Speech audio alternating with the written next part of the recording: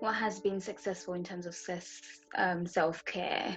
Um, so I think when we talk about self-care, it means a variety of things for different people.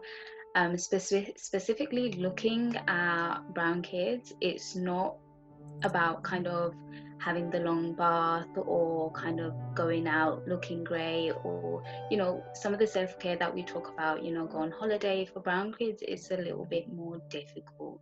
So in terms of the pandemic, a lot of the things I look at with young people is the little steps towards self-care.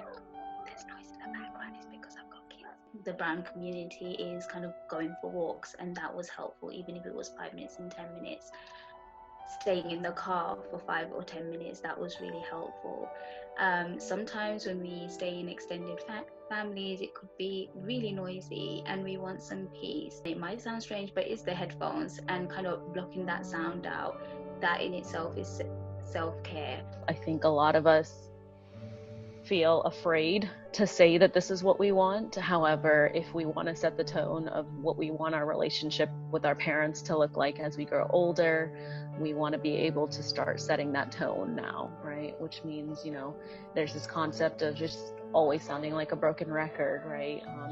One thing my mom always asks me is, when I lived at home, is why do you need privacy, right? What's the reason for privacy? And I always told her, well, as you know, I'm just somebody that likes some time to myself, and that's just me. That's the personality that I am, and I'm not going to be able to change that. So creativity is so effective.